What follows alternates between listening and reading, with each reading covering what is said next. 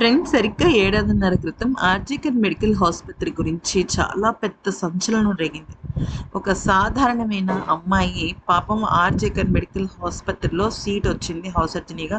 తను అసలు అక్కడ నైట్ డ్యూటీ చేసుకుంటూ తన చదువును తను చదువుకుంటూ ఉంటే ఎవడో ఒక దొంగ వెధవ వచ్చి ఫోర్త్ ఫ్లోర్‌లో ఆ అమ్మాయి ఉంటున్న ప్లేస్‌కి వెళ్ళి చాలా దారుణంగా ఆ అమ్మాయిని అత్యాచారం చేసి చంపేశారు.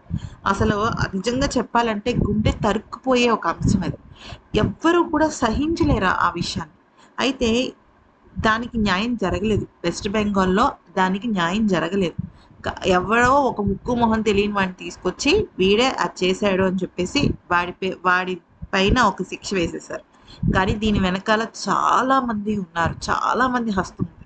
అయితే ఆర్‌జేకర్ మెడికల్ ఆసుపత్రి బాధితురాలి తల్లి రతన్ గారు పనిహతిలో ఆవిడ పోటీ చేశారు బీజేపీ తరఫున. ఆవిడ మంచి మెజారిటీతో గెలిచారు. అయితే గెలిచిన తర్వాత ఆవిడ ఎంత మానసిక వేదన అనుభవించారంటే ఫ్రెండ్స్ నిజంగా ఆవిడకి ఎన్నో సందర్భాల్లో బెదిరింపు కాల్స్ వచ్చాయంట టీఎంసీ దగ్గర నుంచి. నువ్వు విత్‌డ్రా అయిపో, నువ్వు ఇక వద్దు ఎలక్షన్‌లో పోటీ చేయొద్దు అని చెప్పేసి. అయితే ఆవిడ ఒక్కటే మాట అన్నారు. ఆవిడ ఏమన్నారంటే, నా కూతురులాగా ఎంతోమంది అనాథలు, అభాగ్యులు ఉంటారు. వాళ్ళ కోసమైనా నేను నా గొంతు విప్పుతాను. నేను అసెంబ్లీలోకి అడుగుపెట్టిన తర్వాత ఫస్ట్ నా కూతురు కేసునే నేను తీసుకుంటాను అంటూ ఆవిడ చాలా బలంగా చెప్పారు. ప్లస్ ఆవిడ ఇంకొక మాట కూడా అన్నారు.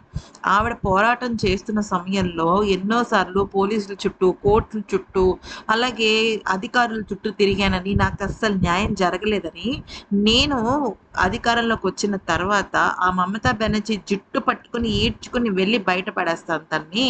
బంగ్లాదేశ్‌లోనే వదిలిపెట్టి వస్తాను నేను. ఎందుకనంటే ఒక లేడీ చీఫ్ మినిస్టర్ అయ్యుండి ఒక ఆడదానికి అన్యాయం జరిగితే కనీసం ఆవిడ ఏం జరిగిందనే విషయం పైన కూడా ఒక క్లారిటీ తీసుకురాలేదు. ఇంతకు మించిన దారుణం ఉండదు. నన్ను గెలిపించింది ఎవరో కాదు. నా కూతురికి న్యాయం జరగాలి అని పోరాడిన వాళ్ళే మమ్మల్ని గెలిపించారు అని చెప్పేసి ఆవిడ ఎంతో బాధగా చెప్పారనమాట. అంతేకాకుండా ఆవిడ ఒక్కటే నిర్ణయించుకున్నారు. నేను ఎలక్షన్‌లో గెలిచి మమతా బెనర్జీ ఒక అంటే పదవి దిగే వరకు నేను తల దువ్వుకోను అని చెప్పేసి ఆవిడ శపథం చేశారు. శపథానికి తగ్గట్టుగానే ఆవిడ దాన్ని చేశారనమాట. చాలా పట్టుదల మనిషి అండి. ఆవిడ నిజంగా రంగంలోకి దిగటం వల్ల ఎంతోమంది ఆడపిల్లలకి ఆవిడ ఆదర్శమనే చెప్పుకోవాలి.